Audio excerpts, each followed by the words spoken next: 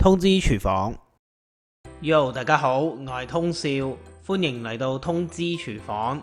今日我想同大家分享一下點樣整水晶雞，做法簡單容易，新奇有趣。喺天氣炎熱嘅時候食佢，真係透心涼㗎。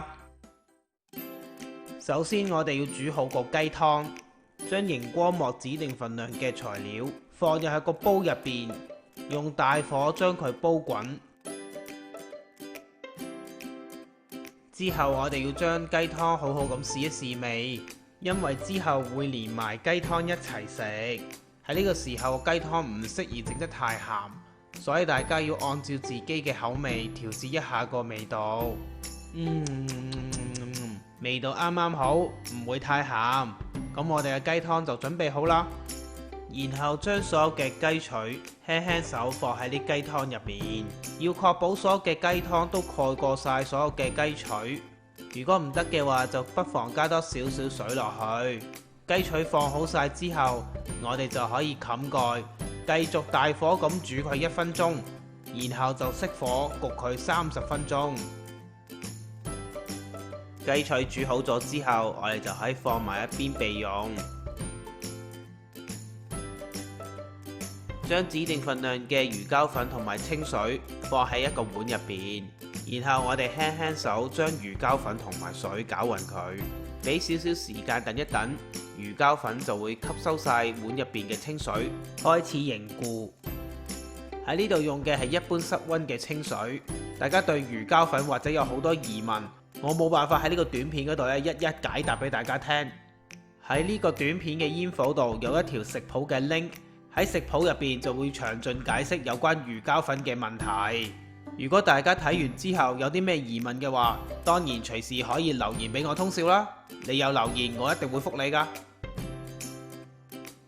將凝固咗嘅魚膠粉放喺一個煲入邊，然後將指定份量嘅雞湯倒入去。呢個時候啲雞湯應該係微暖，大概有40到50度左右。呢個溫度就足夠融化所有嘅魚膠粉，唔需要再額外開火再煮佢噶啦。如果大家唔放心嘅話，就不妨先將雞湯煲翻暖佢，然之後就可以撞入去呢啲魚膠粉度。撞入雞湯之後，我哋就將佢攪勻，你會發覺魚膠粉就會溶晒喺啲雞湯入邊。之後我哋攞一個篩將雞湯隔一次，確保湯入邊嘅湯渣同埋一啲攪唔溶嘅魚膠粉粒都被我哋隔走咗，咁我哋就可以放埋一邊攤凍佢備用。湯渣入邊嘅蝦米我哋要留翻起佢，一陣間再用。之後我哋將攤凍咗嘅雞腿同佢起肉拆骨，起咗肉出嚟就得噶啦，唔需要再同佢切絲或者切件。當然亦都可以將雞肉切開一半，同埋要檢查一下，如果有啲硬嘅地方唔食嘅話，就不妨切走佢。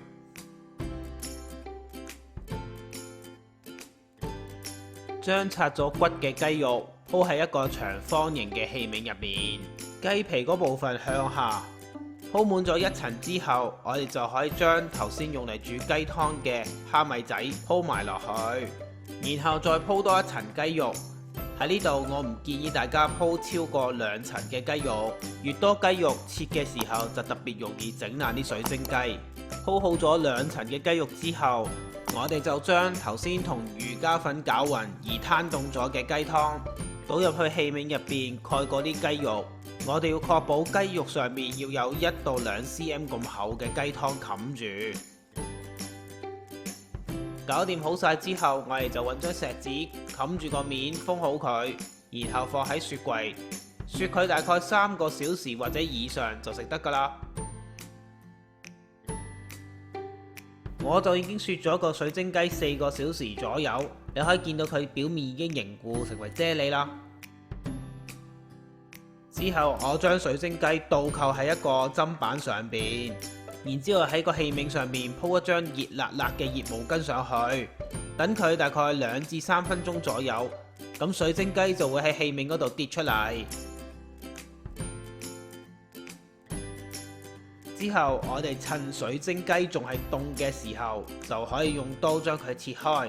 其實冇特定嘅方法點樣切開佢，你可以學我咁將佢切開一半，再切成細細件，總之大家喜歡點切就點切，甚至唔切成個就咁食都可以㗎。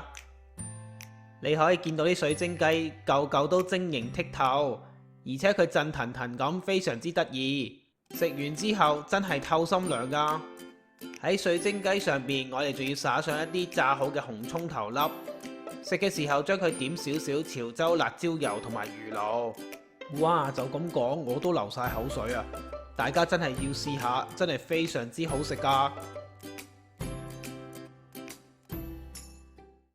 最後嘥多你30秒提提你，食材嘅份量已經寫咗出嚟啦。睇唔切嘅話就喺上述嘅網址重溫。要知道我啲食材用咩牌子嘅話，就睇睇呢個短片嘅煙火。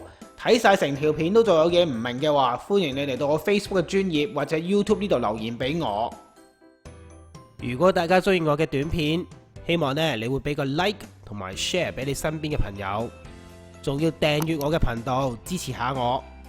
訂閱完之後記得要撳埋隔籬個鐘仔，咁樣你先會收到我最新嘅通知㗎。我哋下次再見啦，拜拜。